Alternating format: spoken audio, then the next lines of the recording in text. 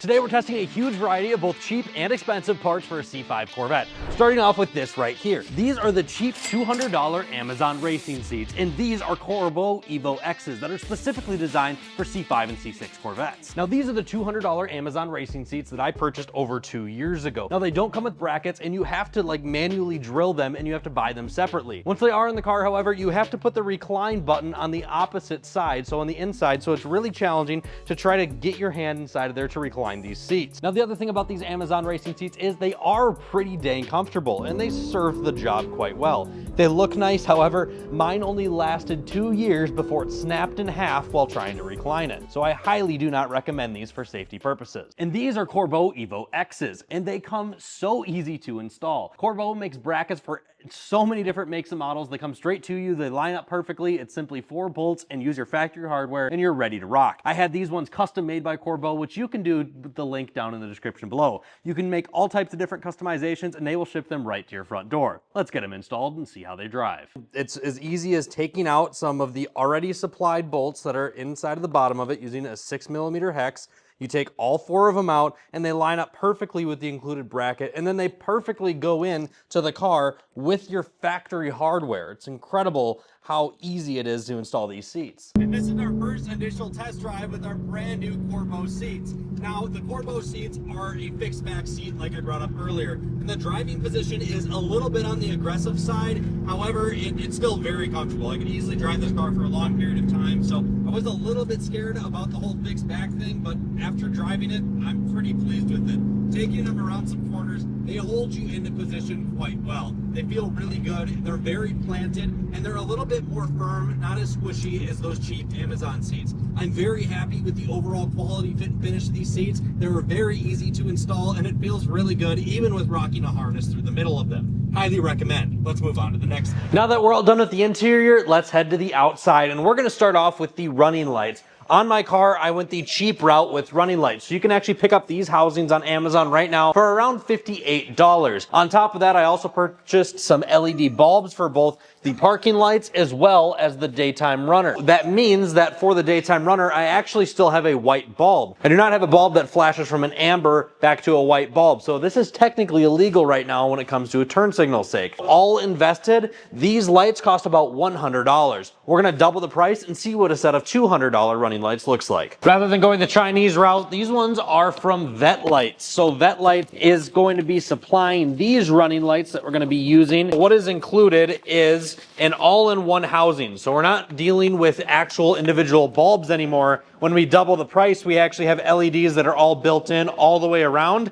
These things look pretty dang sweet. They plug directly into the sockets for the current bulbs. Let's get these things in there. Once you have your wheel and tire off, you just come over here and we're gonna be removing all of these 7mm bolts along the bottom here, as well as some of these guys right down here. Once you do have all those bolts out, you have a couple of options. You can try to weasel out your brake duct, which is a huge pain in the butt. I'm letting you know now. I do have a zip tie that's holding these guys on. I did that previously, so your car will not have that. But the other option is to just kind of reach up here and try to get this little bolt off, that little bolt off right over there. You can't really see it, it's under the brake duct. But once you get those 2 off, you should be able to get the housing out. I actually lied. The one that I could not show you on camera, the one right up here, is actually a 10, not a 7 like this one is. But once you get those 2 guys out, as well as the bulbs, you can just pull out the housing right down here, just like that. Now we simply take off this 7 and this plastic piece separates, and we're gonna set it right onto here. And once you have that plastic piece transferred over, it's as simple as reinstalling, other than there's one last step, and that's that this little clip right here is for an included resistor. Now this resistor does actually feature some 3M adhesive tape right in the back. So simply just plug it into that little spot on the top of the light, use this and use some rubbing alcohol to clean off the inside of your bumper. I can't get this on camera, I'm sorry, it's a very tight area. Just stick it on there somewhere, make sure that there isn't a kink in the line, and it's as easy as that. Just reinstall the same way you uninstalled your old ones. And just like that, you can see a before and after. And I do think this one is worth spending the extra money on for a couple of reasons. One, these these are actually effective lights now. Versus going the cheap LED route, these lights are actually going to light up the road in front of you. These hurt to look at in comparison to the lights next to us, which is important for lights that are going to be on at all times that the car is running. Also, these turn signals are significantly more effective and they are legal. They also look pretty sweet with the swoop action that it has going on down the side of the housing. I do like the look of these. I do think this is worth the money.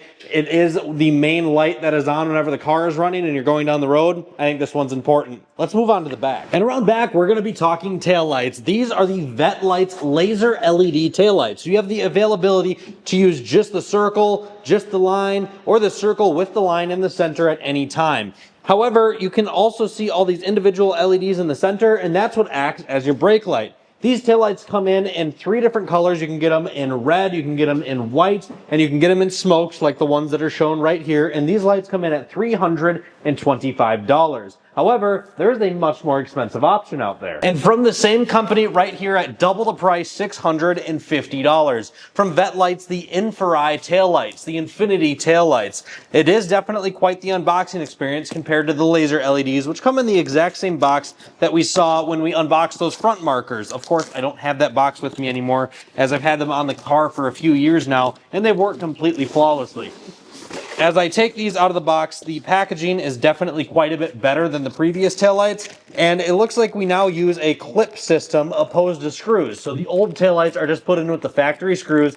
It's simply taking out 2 screws, plugging in the sensor, and you're ready to run. It's as easy as that. However, these fancy new taillights here definitely looks significantly more high-end than the laser taillight. Just a full mirror gloss black panel. It actually looks amazing. They're also significantly heavier, if I remember right. There's definitely a bit of weight to them compared to the laser LEDs. And we have a few different controls here on the back. So let's go ahead and start wiring these up and figure out how this new clipless system works. Now this is the same even if you have stock taillights on these laser LEDs. We're just going to take a T15, take out the 2 bolts on the side of each taillight. And once you have each one of those bolts out, you should be able to kind of just wiggle the whole taillight assembly as a whole right on out. And then you can just unplug it and take the taillight with you. Believe it or not, these are even easier than the old housings. After looking into them a little bit and how the install process goes, let's remove this cover to reveal that new beautiful taillight, which does look very nice. It's very, very, very nice looking. They do a great job with it. And it really is quite simple how everything works on the back of this unit. Well, the yellow wire is not needed at all if you are doing this on a car from the United States. It is only for UK cars, so don't even touch it. All you have to do is plug in your factory harness straight into the plug that is provided, and then you play around with these buttons here. We have one of them that is for the sequential. We have one of them that is for the inside halo, like the 3D effect, and then we can choose the 3D effect here on the left side, and then we pick driver or passenger side down here on the bottom. That way it knows for the sequential setting. Then just go ahead and plug them in, throw on your running lights, just like so. Make sure everything lights up just fine. And since I'm over here working on the passenger side, obviously it lit up just fine. I just want to make sure that I have the right item selected. I want to make sure I have it on passenger side. I'm personally going to do the red brake light and turn signal. You can switch that between red and amber. I personally like this effect. You can choose like a dotted inner halo or a smooth inner halo. I like the smooth inner halo. Just so I can show you guys close up on the last one here how to install. Once you get that clip in on the back, you just kind of push it in up top, click, click, push in the bottom, just like this. Click, click. Should be as simple as that. And all 4 are now fully installed. And those are just a few examples. Let's also touch on the steering wheel. Now previously I had my steering wheel wrapped, and there's a video up in the corner for the full install on the steering wheel. Because it's a little bit more in depth, I'm not going to show how to do it in this video. Now the steering wheel itself, the aftermarket steering wheel completely changes the way that it feels to engage with the car. Where if you did a cheaper steering wheel wrap, the gaps in the panels are so large on the C5 that it doesn't properly tuck behind the airbag. So you have to do an aftermarket wheel if you're really wanting to upgrade the feel and still make it feel high quality. And I got the wheel that's on my car from Zen Carbon Fiber, which there's a link down to in the description below. Now this one I never bought a cheap version of, and that's the Max DIN from Night Drive TV. Now you can purchase a double DIN and install a cheaper radio, which they can do the job and they can work. However, if you're taking your car on long road trips, I think the Max DIN is the absolute way to go. This large screen gives the car so much functionality that it never had before, and there's a lot of future integration coming in the near future. I think this screen completely modernizes the look of the interior as well. With getting rid of that factory old looking climate control that's also a faulty panel, I think the Max DIN is one of the coolest things that I've done to the C5. At the end of the day, this car looked absolutely stellar before we did anything to it. Over the past winter, really, we thought we were done with building this thing out, and we took it apart and put it back together maybe 2 or 3 times. But as far as all the mods that have been talked about, the car looked great before. The car is completely acceptable before. My opinion, my personal opinion, is the more expensive ultimately makes it look more modern, makes it look more classy.